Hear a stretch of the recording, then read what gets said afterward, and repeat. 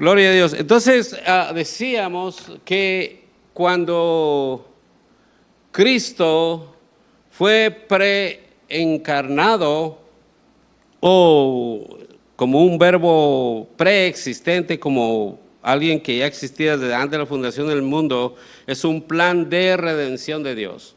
Es un plan, ¿saben qué es redención, verdad? Ya lo hemos platicado mucho, pero si no saben, redención significa liberación o salvación, un plan de salvación.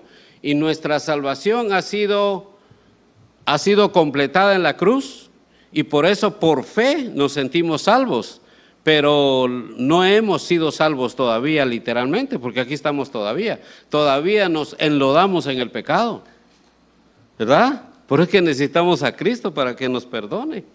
Cada rato nos andamos enlodando en el pecado. Entonces, pero Cristo ya nos perdonó en la cruz todos nuestros pecados, los de ayer, los de hoy, los de mañana.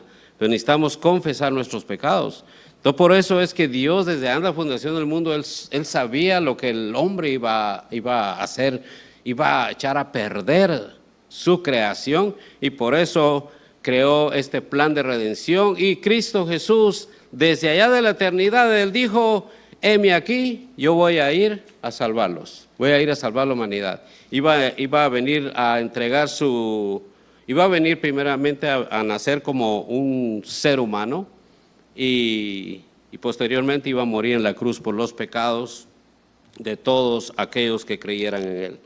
Entonces, el nacimiento y la infancia del Cristo encarnado, hermanos, esto nos llama bastante la atención, porque cuando hablamos de un nacimiento, no estamos hablando de un Cristo que Dios iba a venir a imponer a la humanidad, porque si Dios hubiera querido, Él envía a alguien así como un alien, un extranjero, y lo pone y llega y dice: yo soy el que los voy a salvar. Pero la Escritura, como hemos aprendido en el Antiguo Testamento, el Mesías tenía que ser humano. Pero Dios, con su poder, como es todopoderoso, Él podía enviar un ser humano, ya que bajara desde el cielo, ya humano completamente, sin necesidad que naciera de una mujer. No hubiera habido necesidad, pero no era ese plan. También Dios hubiera hecho que Jesús tomara el cuerpo de algún ser humano ya establecido aquí en la tierra, uno que hubiera nacido, para no hacerlo tanto tanto problema. Desde el principio estar profetizando que van a ser un Mesías, que van a ser un Mesías.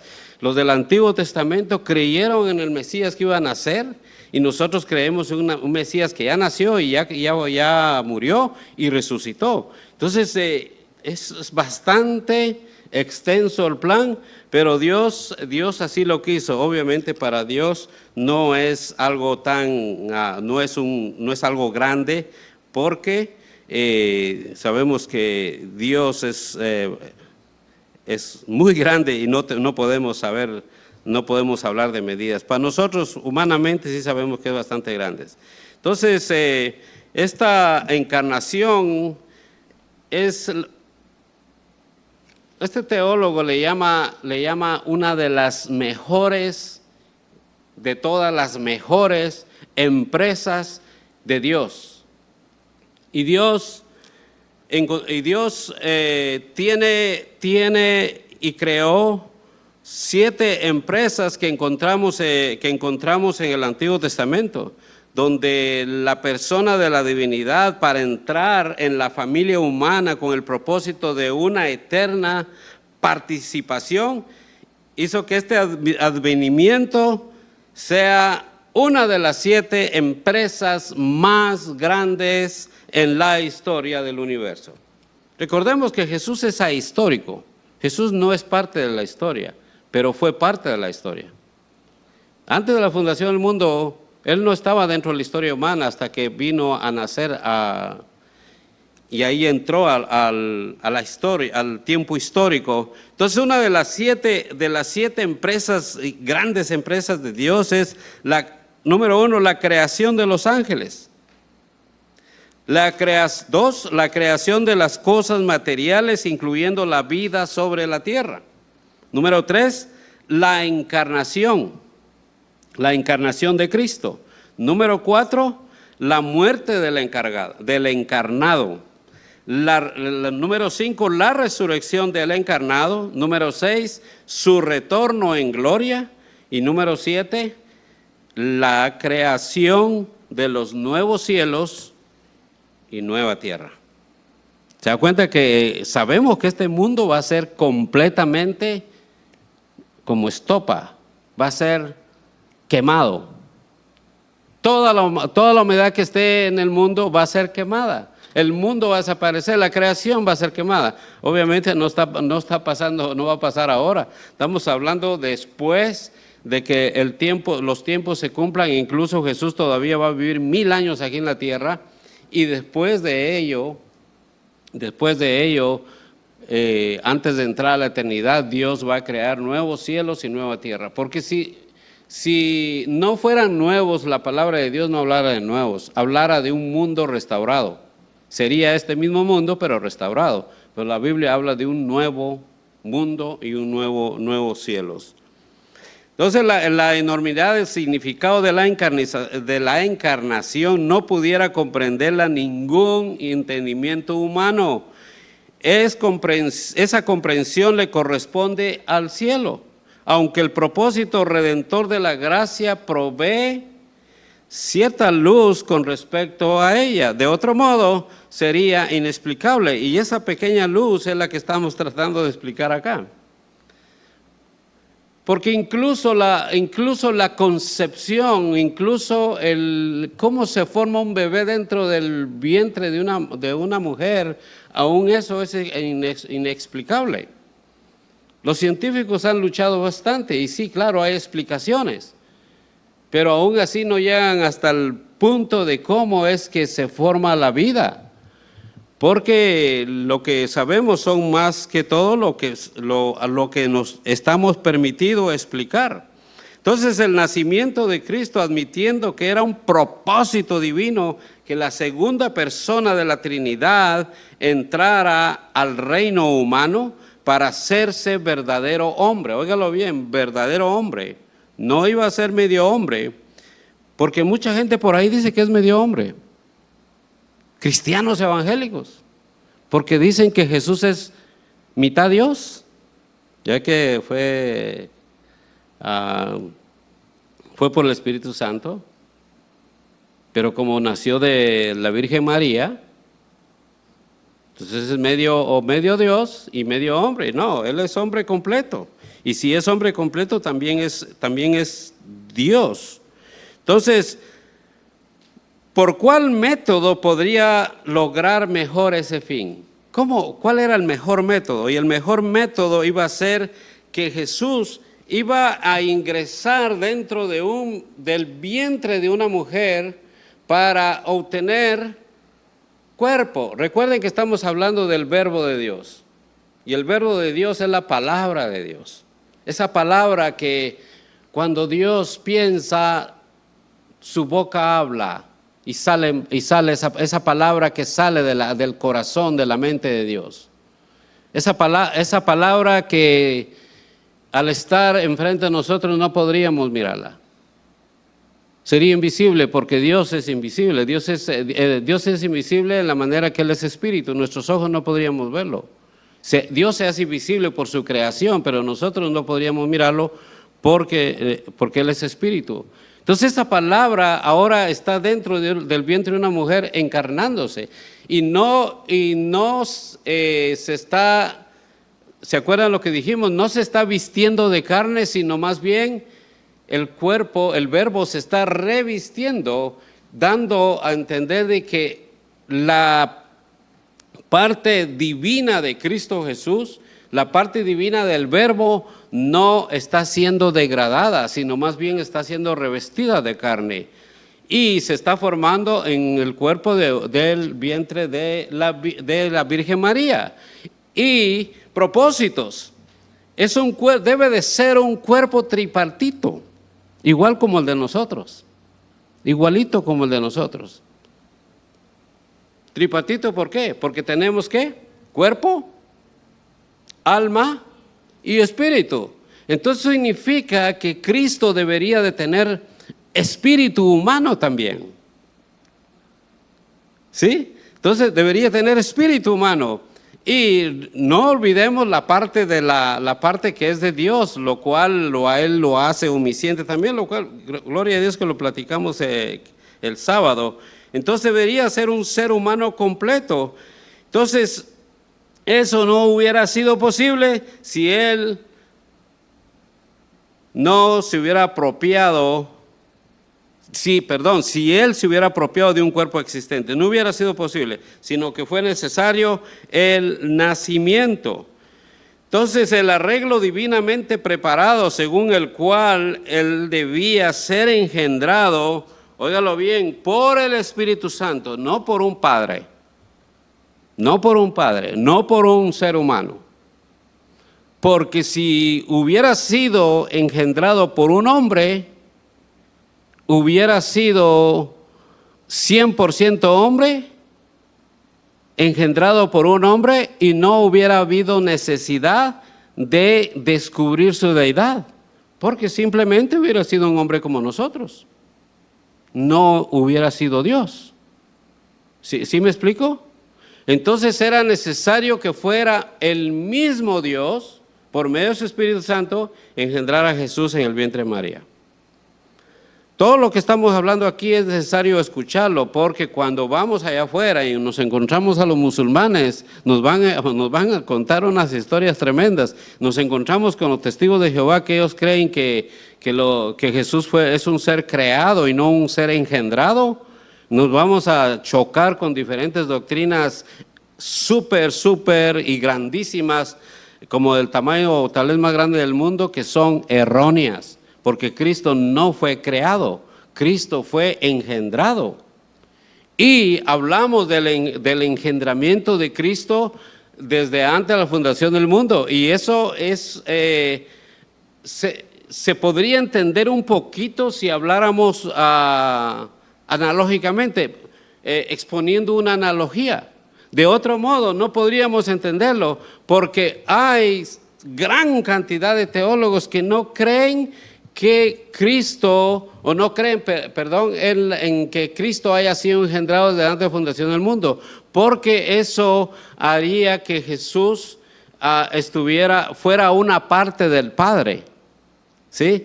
Entonces, cuando se dice que Jesús fue engendrado antes de la fundación del mundo, estamos hablando que Él fue engendrado en la eternidad. ¿Qué quiere decir eso? De que Él es y siempre ha sido y estuvo siempre en la mente de Dios como un hijo. ¿Sí me explico? No es una parte de Dios. ¿Sí me explico ahí? No es una parte de Dios, sino que Jesús es Dios mismo.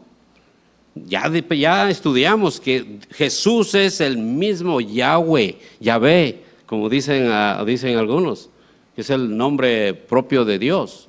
O Jehová, pues. Entonces, eso obviamente se puede malinterpretar si definimos lo que viene siendo lo que es engendrar. Entonces, cuando hablamos de la comunicación distributiva, entonces estamos hablando plenamente de lo que sucedió en el vientre de la mujer. Amén. Entonces, el arreglo divinamente preparado, según el cual Él debía ser engendrado por el Espíritu Santo y nacer de una mujer, es la solución perfecta, y al reflexionar con respecto a la madre, podía impartirle una naturaleza humana completa y perpetuar así el linaje de la raza. Y así quedan resueltas por el testimonio de las Escrituras con respecto a la verdad de que Jesús, aunque fue engendrado por el Espíritu Santo, poseyó. Entonces, si Jesús no hubiera venido, los de la antigüedad no se hubiera salvado ni uno.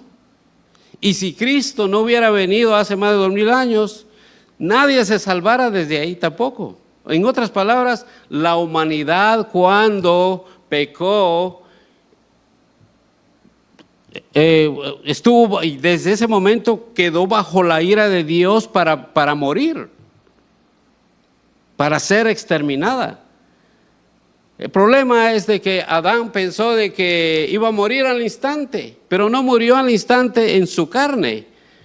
Pero polvo eres y al polvo volverás, pero sí murió espiritualmente. La santidad que tenía Adán se acabó. La santidad que tenía Eva se acabó en ese momento. Al creer que había un plan de redención, volvieron de nuevo a tener la salvación como la tenemos nosotros. ¿Cómo la tenemos nosotros? Por fe. Por fe. Entonces esto es algo tremendo, porque si Cristo no hubiera venido, la humanidad, así como va naciendo y se va exterminando y va muriendo, porque aquí de los que estamos aquí, ninguno va a estar dentro de 100 años. Ninguno. Ya nadie vive más de 100 años. Se va muriendo y llega el momento en que este mundo va a ser exterminado y se acaba todo. Pero Cristo viene, que es el segundo Adán, y Él viene ¿a qué? A rescatar la humanidad. Él viene a rescatar la humanidad. Y así como Adán fue creado en santidad, así Cristo Jesús nació del vientre de María en santidad. Adán fue creado, Cristo fue engendrado por el Espíritu Santo en el vientre de María. Si nos ponemos a meditar, vamos a pensar y decir, espérame, pero Romanos es 3:23, así, ¿verdad? El que dice, por cuanto todos pecaron, y es 3:23, ¿verdad? Por cuanto todos pecaron y están destituidos de la gloria de Dios. Ya lo puso la hermana. Y están destituidos de la gloria de Dios. Todos pecamos. Entonces ahí hay un problema. Porque si Jesús nace y adquiere del cuerpo de María, el cuerpo humano de María, ¿qué pasa? María era pecadora. María era pecadora. ¿Cómo se arregla esto? María era pecadora, si todos hemos pecado. Entonces, ¿Cristo nació en pecado? ¿Adán nació en pecado? No. Adán adquirió el pecado. Jesús, recuerde que toda la humanidad que nace, todos los niños que van naciendo con el virus del pecado. María nació con el virus del pecado, ¿cierto? María nació con el virus del pecado. Entonces se contaminó Jesús en el vientre de María. ¿Por qué? Ahí me contestan después, es una pregunta retórica. No se contamina, porque Dios viene y santifica el vientre de María. Dios santifica a María y la hace pura de una manera especial, de una manera sobrenatural, para que el niño Jesús sea y crezca dentro del vientre de María. ¿Sí me explico?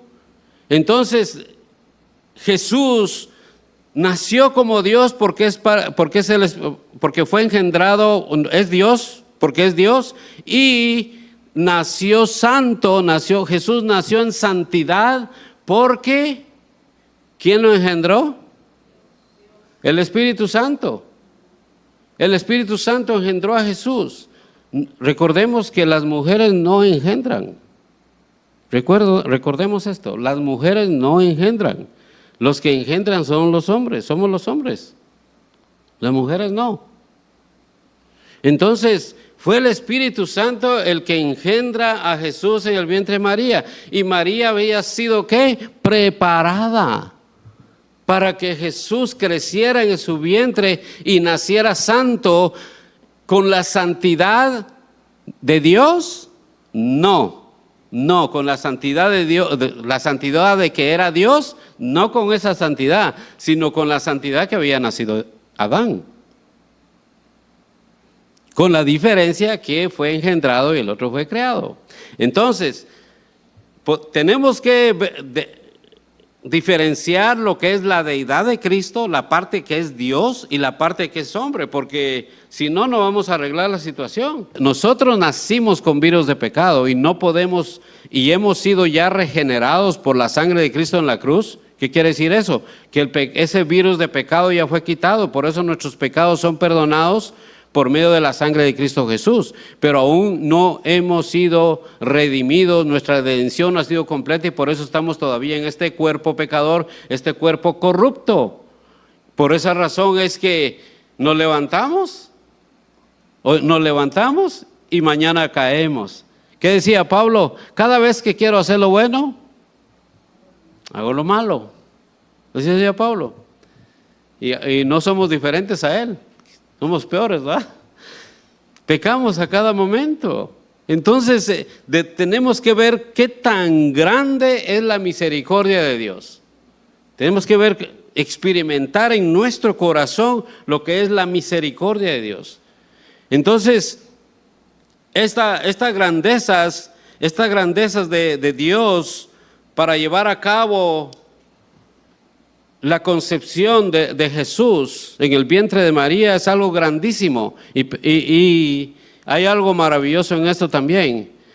La mayoría de teólogos están de acuerdo a que Jesús no, óigalo bien, no nació Jesús no nació de nacimiento natural como cualquier mujer, porque estaba escrito que debería de María tener los dolores. Pero la mayoría de todos están de acuerdo de que Jesús nació de una manera sobrenatural. ¿Alguna vez has escuchado esto? ¿Sufrió dolores de parto? Sí. Pero Jesús nació de una manera sobrenatural. De ahí viene la doctrina, que está un poco equivocada, porque eso lo vamos a explicar más adelante. Porque no, de esto se habló en el Concilio de Nicea, en el siglo IV, se habló bastante fuerte, y se discutió porque cada quien pensaba lo diferente, y había una doctrina pero muy fuerte en esos tiempos que hacía menos a Jesús. Decían que Jesús era 100% hombre y 100% Dios, y por lo tanto apartaban la humanidad y apartaban a Dios. Y eso hacía de que había una confusión con los demás teólogos de esos tiempos. Entonces, cuando se llevó al concilio, se tuvo que reconciliar la doctrina para llegar a un acuerdo. Y ahí es donde nace oficialmente la doctrina de la Trinidad. Estoy hablando del Concilio de Nicea de la Iglesia Católica. Ahí es donde nace donde se hace oficial como dogma. Ya la doctrina de la Trinidad, como trinitarios, ya los hermanos venían desde antes, desde mucho antes, siglos atrás. Pero no había un dogma para que la iglesia fuera oficialmente trinitaria. Entonces, cuando oímos estas cosas y decimos, no es posible porque vamos a ir a Apocalipsis capítulo 12 y versículo 1, donde dice que apareció una gran señal en el cielo, y también apareció una señal de una mujer, donde ella estaba teniendo dolores de parto. Y recuerden que la mujer del capítulo 12 de Apocalipsis no es María, la que está hablando Juan ahí. No es María.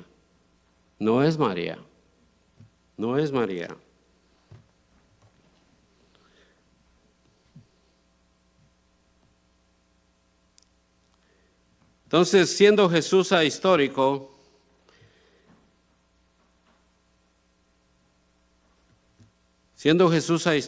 vamos a hablar de esto primero. Dijimos que Jesús entró protegido del virus del pecado de la raza humana y mediante una intervención divina especial. Hay dos factores que tenemos que valorar en esto. Pongan atención a estos dos. Con respecto a la generación de la humanidad de esta persona, lo que es el hombre Dios, o sea, Jesús Dios, se debe notar que Él, que lo engendró, es también un miembro de la Trinidad. ¿Sí? ¿Quién lo engendró? El Espíritu Santo. ¿Cuántos hay en la Trinidad? 3, ¿verdad? Padre, Hijo, Espíritu Santo. Y que por tanto lo que le comunicó, esto hermanos, por favor, nunca se les debe olvidar. Cuando hemos hablado de Filipenses capítulo 2, versículo 7, lo que hablamos el sábado, cuando dice que Jesús se despojó, está hablando de una limitación, de rango.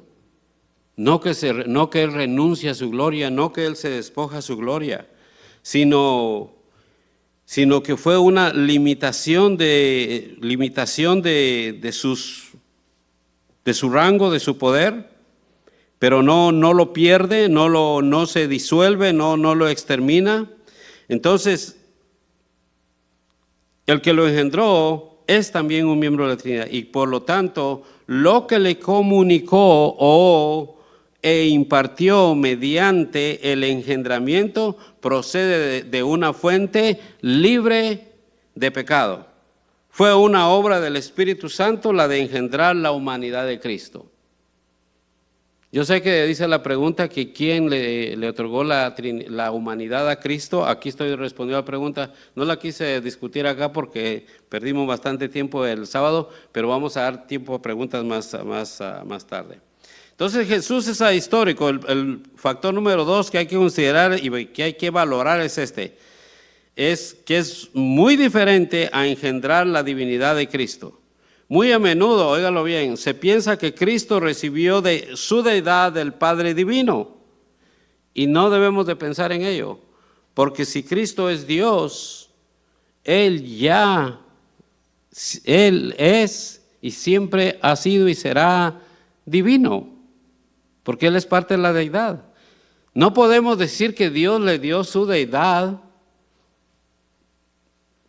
porque estaríamos diciendo de que entonces no es igual a Dios. Entonces, cuando vamos a Juan capítulo 1, versículo 1 al 3, donde nos enseña que en principio era el verbo y el verbo era con Dios y el verbo estaba con Dios, este era en el principio con Dios, todas las cosas por Él fueron hechas y sin Él nada de lo que ha sido hecho fue hecho. Y estas son las pruebas. Colosenses 1, 15 al 17 también dice, donde se añade y dice que Jesús es la imagen del Dios invisible, el primogénito de toda creación. Ya explicamos que primogénito es la primacía, no que Él haya sido creado, sino la primacía. Él está por encima de la creación porque Él creó todas las cosas para Él. Porque en Él fueron creadas todas las cosas. Aquí sigo leyendo. Porque en Él fueron creadas todas las cosas. Si la hermana Dana lo quiere poner para que los lean los hermanos. Colosenses 1, 15 al 17. Porque en Él fueron creadas todas las cosas, las que hay en los cielos y las que hay en la tierra, visibles e invisibles, sean tronos, sean dominios. Voy al 16. Sean principados, sean potestades. Todo fue creado por medio de Él y para Él, y Él es antes de todas las cosas y todas las cosas en Él subsisten. Él es la fuente de vida, Él es la fuente de la creación. Jesús, Él mismo era la deidad. y lo que él había sido siempre fue lo que se unió en identificación eterna en la humanidad. La obra de engendramiento del Espíritu Santo, óigalo, es un misterio. La obra del engendramiento de un padre humano tampoco está libre de algo misterioso. El Dios creador de todas las cosas hace que una virgen conciba y dé a luz un hijo. Este acto creador tiene el propósito de poder asegurar la humanidad de Cristo. Se deduce entonces que cualquiera que haya sido la parte de este único hijo que ha sido engendrada por el Espíritu Santo tiene que estar tan limpia de pecado como el creador que la produjo. De otro modo no hubiera nacido con santidad. Lucas capítulo 1, versículo 35, si la hermana lo puede poner en la pantalla, el cual cita las palabras del ángel cuando está hablando a María, y dice, respondiendo el ángel le dijo, el Espíritu Santo vendrá sobre ti y el poder del Espíritu Santo te cubrirá. Esa parte de cubrir es grandísima. Te cubrirá con su sombra, por lo cual también el santo ser que nacerá será llamado Hijo de Dios. Y recuerden que es el Hijo de Dios unigénito, porque es el único Hijo que tiene Dios, tal como él lo que es Jesús. El único Hijo como Jesús, que es hombre y Dios. A los teólogos no les gusta que uno diga Él es hombre y Dios, porque una mente muy intelectual se oye como que lo divide. Es hombre Dios. Tampoco les gusta así. Quieren que uno diga Dios hombre, porque Cristo primero es Dios y después es hombre.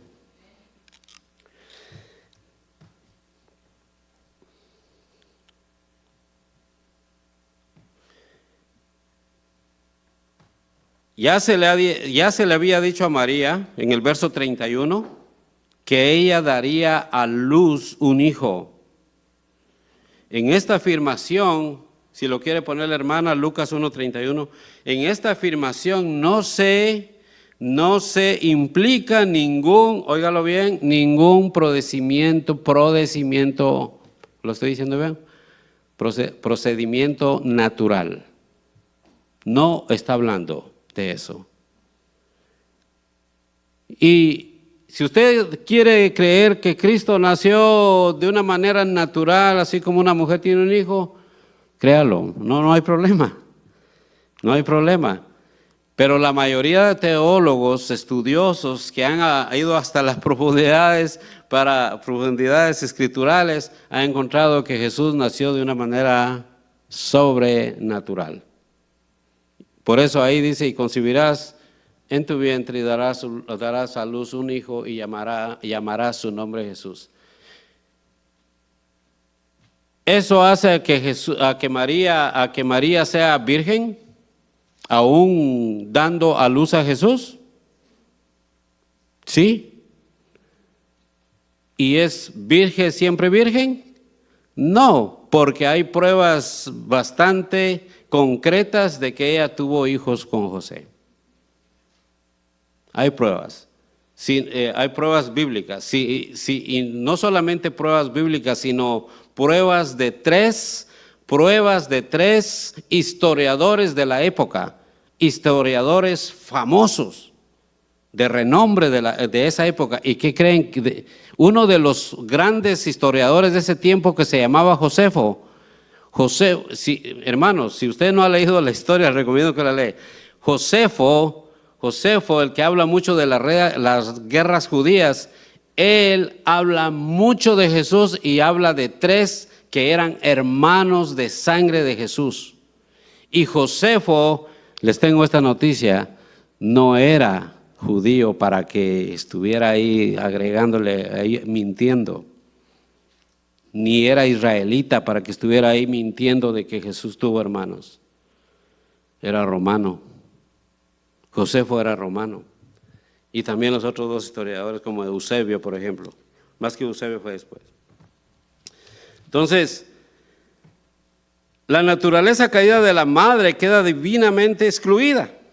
Este es el significado de la seguridad que se le da de que el hijo que iban a dar a luz sería santo.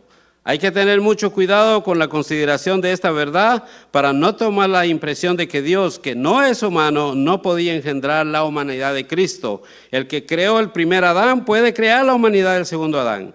Eso estamos completamente seguros.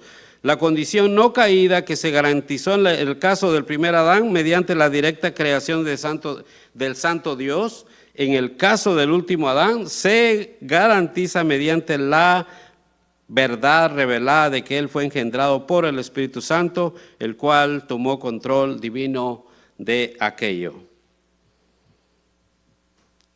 Vamos a ir ya aterrizando ya en esto, porque vamos a ir a las preguntas.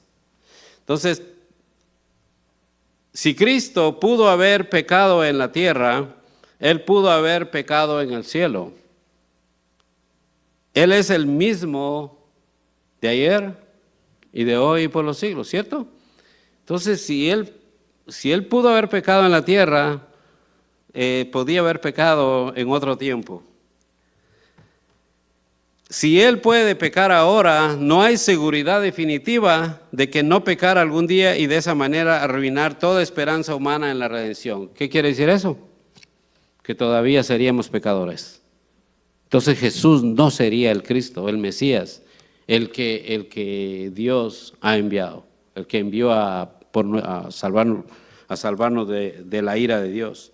A Cristo se le puede dar el título de sobrenatural, pues no solo fue sobrenatural en su existencia divina original, sino también en la combinación de la deidad y la humanidad sin pecado en una persona que es absolutamente nueva, de la cual emerge tanto la divinidad como la humanidad. Las dos naturalezas se combinan en una persona. Él ya no es Dios solamente, ni es hombre solamente, es Dios hombre. Hermanos, ustedes consideren esto. En la mayoría de iglesias no se habla de María. Pónganle atención a esto. La mayoría de pastores no hablan de María. Y en la mayoría de universidades cristianas, evangélicas, protestantes, no se habla de María. Se habla poco. La teología va mucho más para allá. ¿Por qué? Porque muchas veces vamos a encontrar cosas que no nos van a satisfacer. Entonces, porque es difícil. Hermanos, si traemos una creencia desde atrás, desde hace siglos o de nuestros padres, y que alguien venga y nos quiera cambiar de opinión o de creencia, eso es para sentirse uno mal. Eso solo valientes dicen, solo los valientes dicen, estoy errado, tienes razón en lo que estás diciendo. Tienes razón lo que dice la Escritura. Todos valientes. Sí, porque de otro modo, lo que está escrito. Lo que está escrito, exacto. Entonces, yo esta es la segunda vez que hablo no, esta es la primera vez que hablo del nacimiento, pero de María es mi segunda, que la menciono mucho, es mi segunda predicación y la prediqué en la otra iglesia, porque María es una de las mujeres que el ángel le dijo que sería bendita por tener a Jesús. Aunque Jesús le llamó más benditos a los que creyeran en Él, ¿cierto? Jesús le llamó más benditos a los que creyeran en Él. Entonces, veamos a María sobre este punto. Si María es bendita por haber tenido a Jesús y los que creen en Jesús son más benditos, entonces María es bendita y más bendita. Porque ella no solamente es bendita por tenerlo, sino más bendita porque creyó. Amén. Es algo bonito. ¿Y sabe por qué la menciono? Porque si usted, aquí hay predicadores, pues si alguna vez ustedes quisieran predicar sobre alguna mujer, una de las grandes mujeres de la historia. María es una de las grandes, yo hablaría de ella, porque tendría que ir un poco más allá a la historia. Se puede ir más allá a la historia y ver quién era realmente María. ¿Por qué fue que Dios la escogió? ¿O qué podemos hablar de ella? Pero esta clase no se trata de María, se trata del nacimiento de Jesús. Amén. Entonces, ¿hay alguna pregunta o preguntas? Tenemos 10 minutos.